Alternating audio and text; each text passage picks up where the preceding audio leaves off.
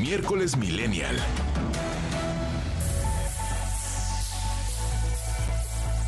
Son las 9 de la noche con 5 minutos y 50 segundos. Ya están listísimos mis millennials aquí conectados ya para darnos su opinión y hacer debate en una semana pues que está complicadita.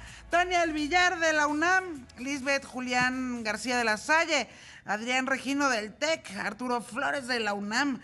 Pues dos temas se eligieron, pues evidentemente la reforma electoral y el plan B de Andrés Manuel López Obrador y el golpe de estado en Perú. ¿Con cuál quieren iniciar y quién empieza? Adelante, millennials. Empezamos con el golpe de Perú y empiezo yo, si es posible, Yuri. Por favor. Bueno, pues antes que nada quiero expresar que lo que ha sucedido en Perú actualmente pues es algo catastrófico. Es literalmente lo que pasaba hace 30 años cuando el presidente Alberto Fujimori encabezaba la nación sudamericana. Vemos que el presidente Castillo, desde que subió al poder en 2021, pues ha tenido una serie de relevos en su gabinete. Ha habido una crisis con el Congreso, no ha habido un diálogo, no ha habido un cabildeo que en una democracia debería de existir. No ha tenido el presidente Castillo, un operador político con la oposición, y creo que eso ha ido debilitando, se ha ido cerrando pues toda la parte legislativa, el diálogo con el poder legislativo, y bueno, vemos que hoy llegó al punto máximo en donde se iba a votar su disolución del poder ejecutivo, y pues él disolvió el Congreso, y pues bueno, eso fue un gran golpe, pero aquí lo que quiero resaltar muy rápidamente es el papel que tuvo las Fuerzas Armadas del Perú en esto. Vemos que con Fujimori sí lo apoyaron, y aquí tanto el Ejército del Perú como la misma Policía Nacional del Perú no solo no callaron, fueron totalmente en contra y lo arrestaron, ¿no? Entonces salieron a hablar los generales al decir que ellos estaban con la Constitución y que no estaban con el comandante en jefe, que es el presidente del Perú, Pedro Castillo. Entonces, eso es muy importante, y el papel que jugó México fue trascendental, porque se dice que el presidente Pedro Castillo se dirigía a la embajada a buscar refugio, pero hubo una serie de manifestaciones afuera de la embajada que le iban a impedir que llegara. Lo detuvieron afuera del palacio y pues bueno, sigue ahorita en la fiscalía.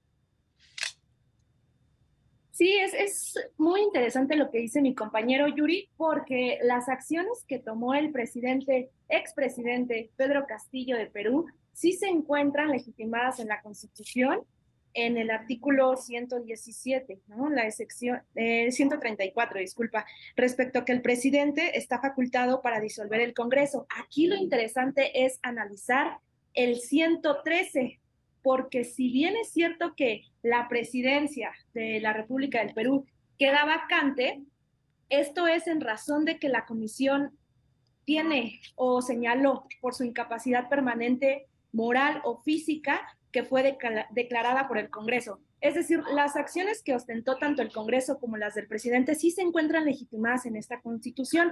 Lo interesante es observar el punto político del por qué no es la primera vez que un presidente baja del encargo.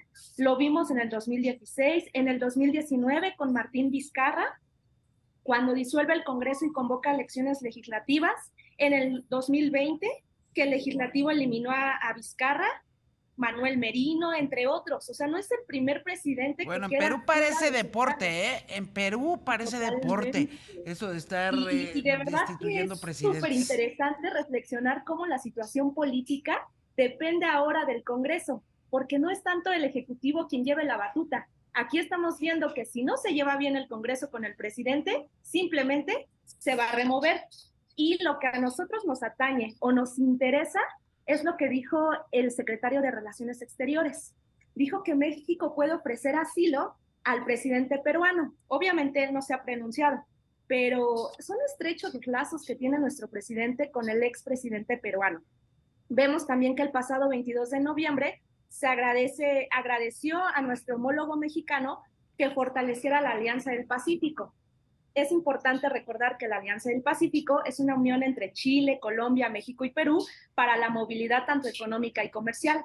Además, También nos mencionó el secretario de Relaciones Exteriores que se ha pospuesto la cumbre de la Alianza del Pacífico que iba a celebrarse el 14 de diciembre en Lima. Hay que recordar que nuestro presidente iba a viajar a Perú, pero ahora esto ya se pospone. Aquí la pregunta es, ¿no tendría que cederle la presidencia de esta cumbre a la actual presidenta del Perú?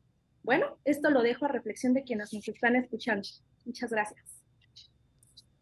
Así es, desde luego que creo que esta situación ya se venía a venir a causa de todas aquellos actos de corrupción que ha cometido. Además, incluso que lo vemos en este momento que tiene en contra de él 6 investigaciones. Por supuesto, deja mucho que desear aquellos 6 meses de su periodo de gobierno en el cual realizó al menos 4 cambios en su gobierno, totalmente reestructurado. Por supuesto que considero que en este punto el Congreso fue pieza y una clave principal, un eje central en el cual creo que la esperanza de todo el pueblo peruano estaba sobre ellos. Porque si el Congreso no hubiera actuado de tal manera, en este momento la situación incluso fuera aún peor, ¿no? Incluso creo que por medio de redes sociales nos podemos dar cuenta de la situación que se vivió el día de hoy y días anteriores, una catástrofe terrible en la cual no solamente se generan problemas políticos, sino también económicos, administrativos y por supuesto de seguridad. Además que sobresale de todo esto los paradigmas en los que se supone que se asienta la República Democrática y Social de Perú, la cual está basada en 3 ejes centrales, que es el unitario, representativo y el descentralizado. Por supuesto que algo que debería de hacer México ante tal situación debería de ser el principio de la no intervención. ¿Para qué? Para no apegarse a problemas diplomáticos y políticos con con un país el cual pues deja mucho que desear la situación política en la que está.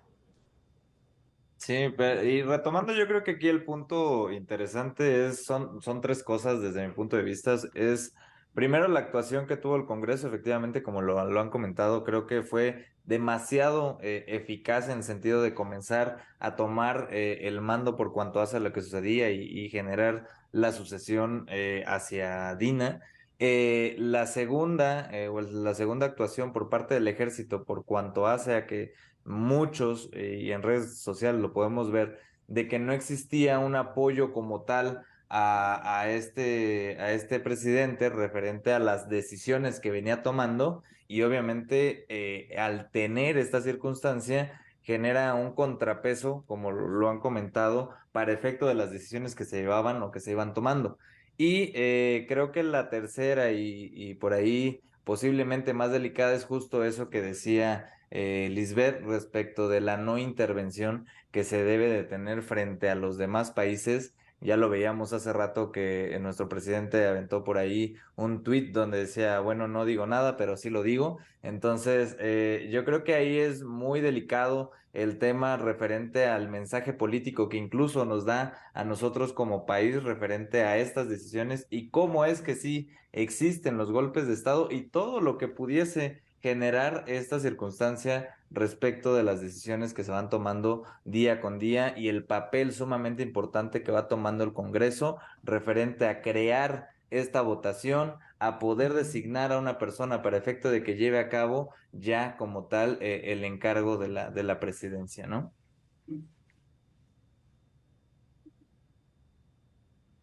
Bueno, y sobre todo lo que no deja de ser además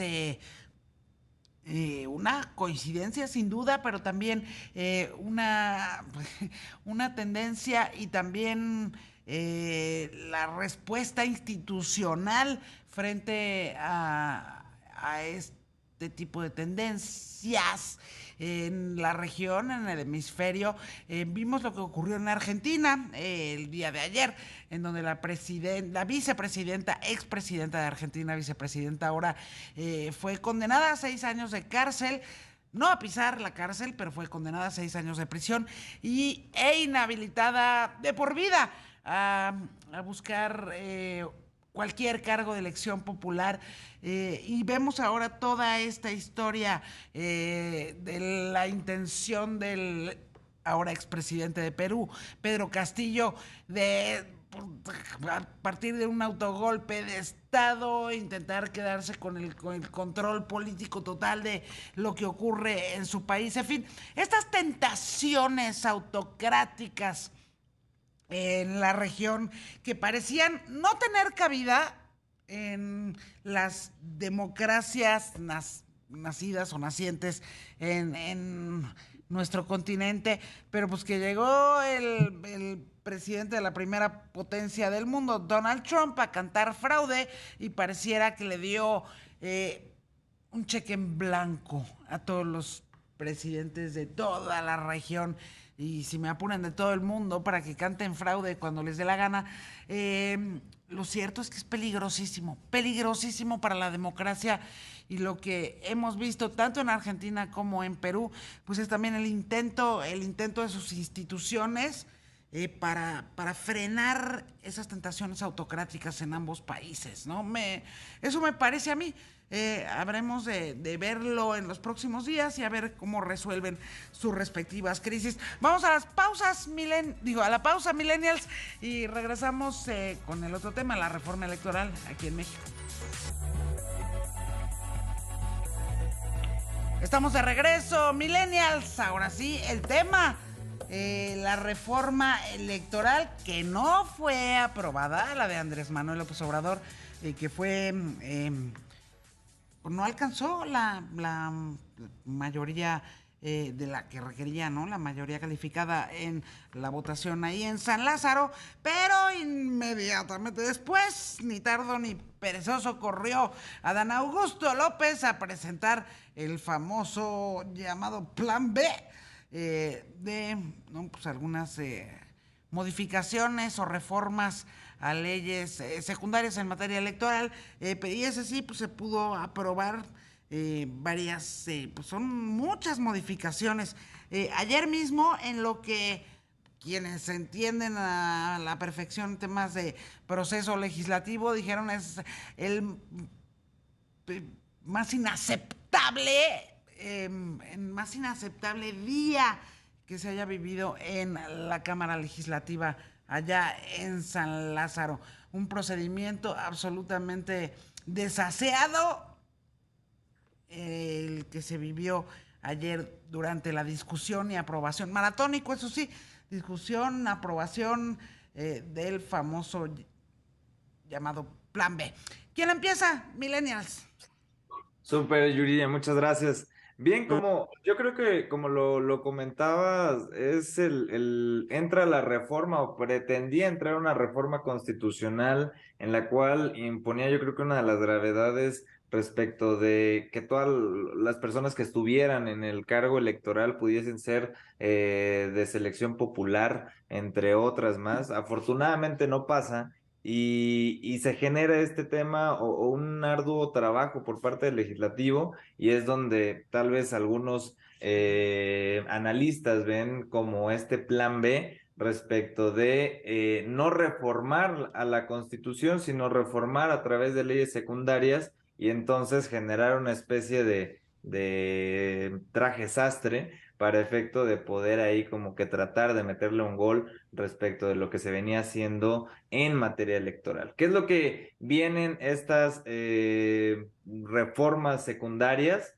Primero, limitar la arbitrariedad por parte o las decisiones por parte del INE respecto de los actos de pre-campaña, que ahí entra ahí un tema interesante que fueron inclusive ideas por parte de Morena anteriormente y que ahora ya tal vez no les está sucediendo, no lo está favoreciendo, y entonces tratan de modificar, y el hecho de generar este límite para los actos que se van generando en estos tiempos electorales. Y hay una cosa, digo, algo que tal vez se los dejo a ustedes como análisis respecto de este proyecto de 300 páginas.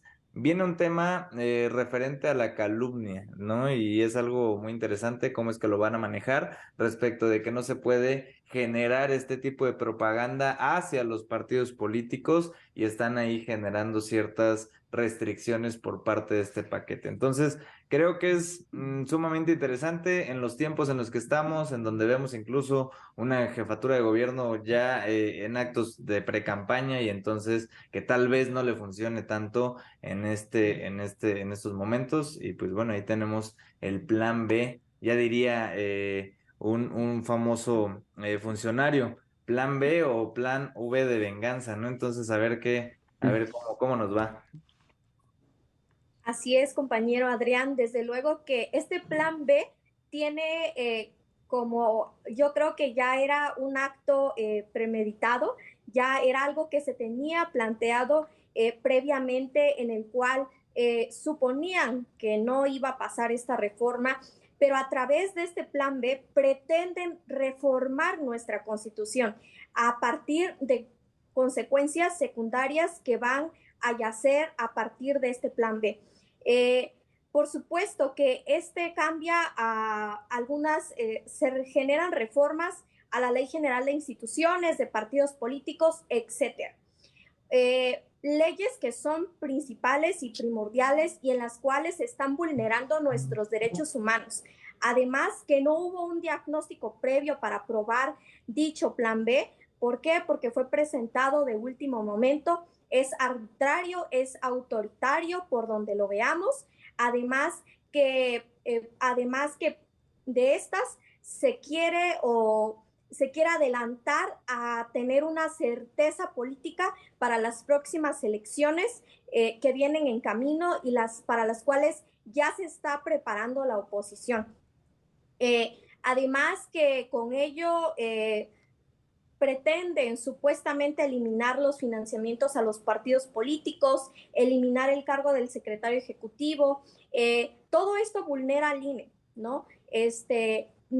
Ya no están sus formas originales, como nació desde el año de 1990 y en el cual se fue formando una estructura fortalecida, la cual hasta el momento no había generado alguna problemática o alguna incidencia mayor, y ya que es de aquí de donde nacen las reformas, pero en esta situación fue totalmente lo contrario. Creo que es claramente visible la situación que presentó el Ejecutivo de nuestro país, en el cual se quieren ver beneficiadas algunas partes. Sí, y continuando lo que dices, Liz, que creo es muy acertado, esta reforma prácticamente nos encamina a el hecho de que el presidente se concentre como el centro, ¿no? Del centro de todos los órganos políticos, al decir que, bueno, al aprobarse, que el consejero no va a ganar más que el presidente, al eliminar el seguro de gastos médicos, el que también los trabajadores del INE, pues ya ahora sean todos de confianza y sean inscritos en el ISSSTE, que el INE también liquide los fideicomisos para obtener estos recursos públicos. Pero algo a lo que hay que poner especial atención es el tema de los partidos políticos. Los partidos políticos no son los enemigos, porque prácticamente ellos nos ayudan a consolidar la democracia, son necesarios y me parece que a largo plazo lo van a seguir siendo. Aunque tengamos candidatos que van de forma independiente, estos partidos de alguna forma muestran la identidad política que tiene nuestro país y también la organización del mismo.